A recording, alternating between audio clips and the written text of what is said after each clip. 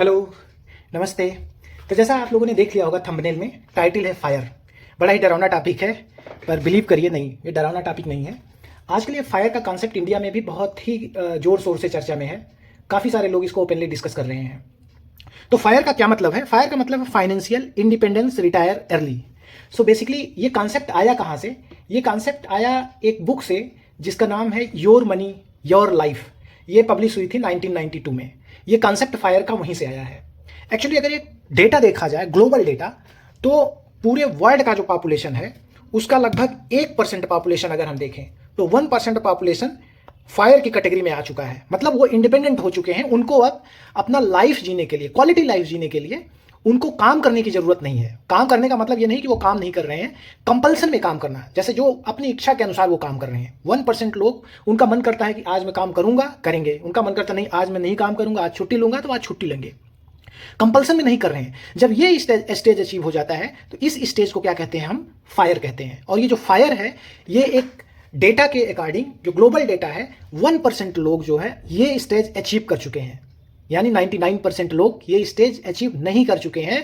इसका मतलब ये हुआ कि 99% लोग को क्या हुआ, उनका आज मन नहीं भी ऑफिस जाने को, उनका आज मन नहीं है काम करने को, फिर भी उनको काम करने जाना पड़ेगा। तो 99% लोग वो दूसरी कैटेगरी में है और 1% लोग वो हैं जो अपनी इच्छा के अनुसार काम कर रहे हैं। उसको कहते हैं कि इन्होंने फायर अचीव कर लिया है।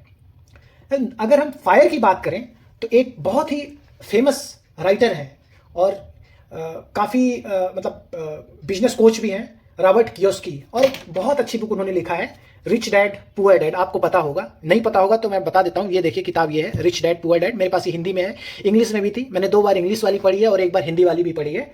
तो ये बड़ी अच्छी बुक है। ये अगर आपके पास टाइम रहे तो आप इसको जरूर पढ़िएगा। तो रॉबर्ट कियोस्की साहब कहते क्या है कि financial freedom is the freedom from fear. यानी ये फ्रीडम वो चीज दिलाती है, मतलब फियर से दूर ले जाती है। इसको कहते हैं फाइनेंशियल फ्रीडम। अब ये भाई फियर क्या चीज है? देखो, मैं अगर आसान भाषा में समझाऊं दोस्त, तो अपने सोसाइटी में ना 4 तरीके के लोग होते हैं। एक तो वो होते हैं जैसे जो सरकारी नौकरी कर रहे हैं, सरकारी नौकरी वाले। उनको क्या डर है? उनको डर ये रहता है कि यार अगर ये किया तो सस्पेंड ना हो जाऊं, ऊपर से फरमान आया ऐसा करना है, जबकि वो इथिकल नहीं है, नहीं, लेकिन मुझे अपने लाइफ के प्रिंसिपल के अकॉर्डिंग चलना है और मुझे अपना प्रिंसिपल फॉलो करना है। ऊपर वाले का ऑर्डर नहीं माना तो सस्पेंड कर देगा। क्या हुआ? सस्पेंड होने का फियर। ऊपर वाला जबरदस्ती कोई इंक्वायरी बैठा देगा, है ना, इंक्वायरी बैठ जाएगी। भाई जब ये सब चीजें बैठ जाएंगी, इंक्वायरी हो जाएगी, सस्पेंड कर जाएगी, तो उसको क्या हो जाएगा? घर द्वार चलाना मुश्किल हो जाएगा। तो क्या करेगा वो बेचारा? वही करेगा प्रेशर में जो उसके ऊपर से आ रहा है। लेकिन अगर सोचो, मतलब क्या हुआ? वो डर रहा है। डर इसलिए रहा है because he is not financially free. अगर वो फाइनेंशियली फ्री होता तो अपने दिमाग से वही काम करता जो करना चाहता है। तो क्या हुआ? सस्पेंड हो जाएगा। तो प्रॉब्लम ये है, सरकारी नौकरी वालों के पास ये प्रॉब्लम आ जाती है। अच्छा, प्राइवेट नौकरी वाले क्या है?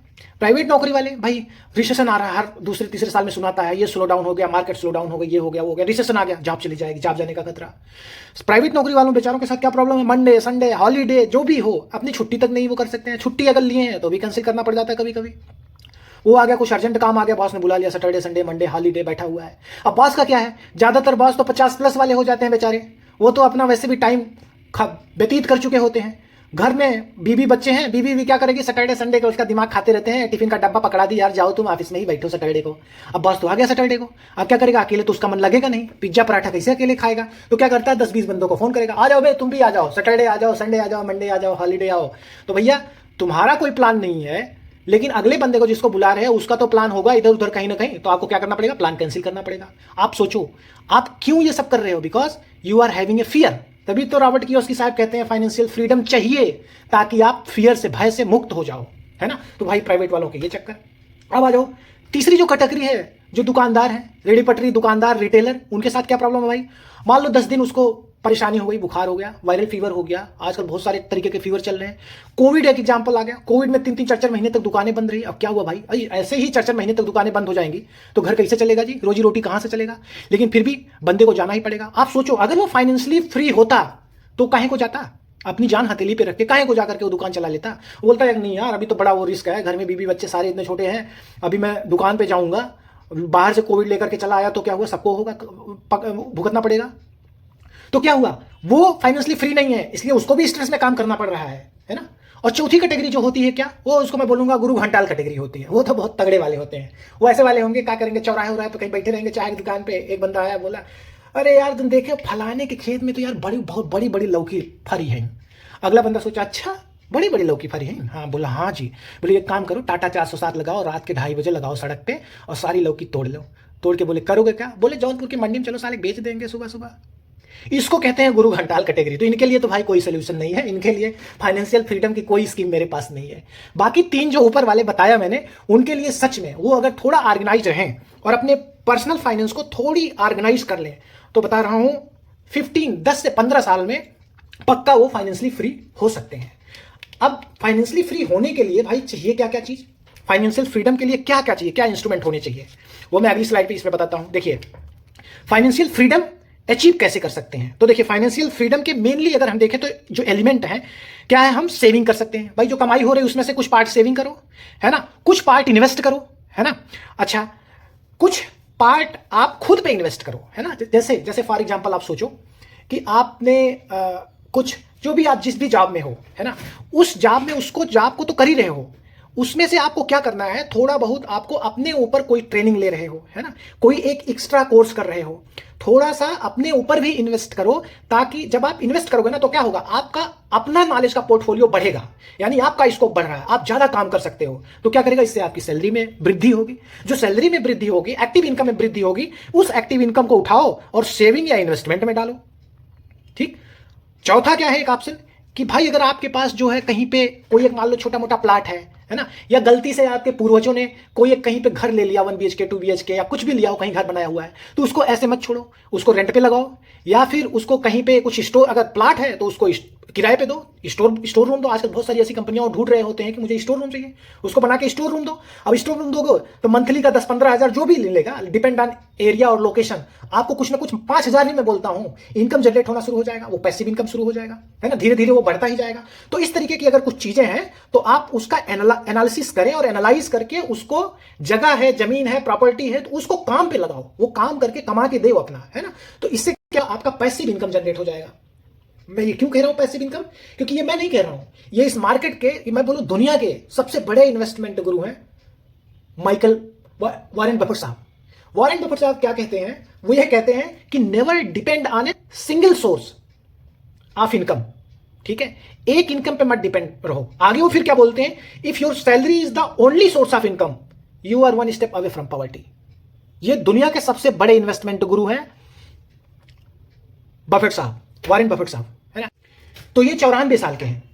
इनके बारे में अगर मैं बताऊं तो ये मार्केट में जो धूप है, छांव है, बादल है, वर्षा है, जितने भी उतार चढ़ाव आए हैं आज तक, 94 साल की उम्र तक इनका इतना लंबा एक्सपीरियंस है, इन्होंने सब कुछ देख लिया है। तो इसलिए इनकी बातों का विशेष ख्याल रखें। आप सोच रहे होगे कि मैं यार इतना क्यों समझा रहा हूं, वो इसलिए समझा रहा हूं कि भाई मार्केट से सब लोग इन्वेस्ट कर रहे हैं, सेव करके अच्छा खासा रिटर्न कमा रहे हैं, and they are proceeding ahead towards their fire number. तो आपको क्या दिक्कत है, आप भी अपना पर्सनल फाइनेंस थोड़ा सा स्ट्रांग करो और उस 1% की रेस में आ जाओ, ताकि कल जब आपको ना मन करे काम करने का, तो आप भी सोचो नहीं यार आज मेरा काम करने का मन नहीं है, कल करूंगा, आज मूड नहीं है, कल ही मैं करूंगा, तो कल करो। आप भी इस कैटेगरी में आओ। लेकिन प्रॉब्लम क्या है, समझता कौन है समझाने से। किसी एक शायर का शेर है कि कौन समझा है समझाने से, सबको एक हादसा जरूरी है। तो उम्मीद करता हूं कि अब तक जितना भी हम जो भी बातें करी आप समझोगे और समझ करके अपने पर्सनल फाइनेंस को थोड़ा सा एक नया डायरेक्शन दोगे और इन्वेस्टमेंट की जर्नी में आओगे। तो जो लोग इन्वेस्टमेंट की जर्नी में ऑलरेडी हैं, जो इन्वेस्टमेंट कर रहे हैं, वो इन्वेस्टमेंट करते रहें, जो नहीं हैं वो थोड़ा विचार करें, थोड़ी सी स्टडी करें, थोड़ा अपना दिमाग लगाएं और जितनी जल्दी से जल्दी हो सके इन्वेस्ट करना शुरू कर दें। क्योंकि एक बात याद रखिएगा, अगर आज इन्वेस्ट करोगे तो पक्का बढ़ोगे, क्योंकि ये जो काल चल रहा है ये इंडिया का अमृत काल चल रहा है। आप देख लो, थोड़ा मार्केट फॉलो करो तो आपको थोड़ी सी समझ आ जाएगी कि क्या क्या हाल है, क्या ग्रोथ रेट है, क्या चल रहा है। तो आपके पास एक बहुत ही बढ़िया अपॉर्चुनिटी है। जितना आप लेट करोगे, उतना आप जितना डिले करोगे, उतना ही आप क्या होगा, इस जर्नी को डिले करते जाओगे।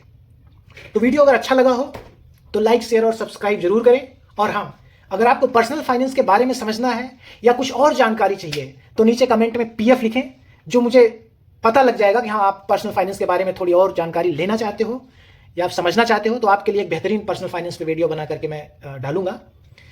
तो आई थिंक आज की बात यहीं समाप्त करते हैं। जय हिंद and thank you so much for watching Dhanmantra. Bye.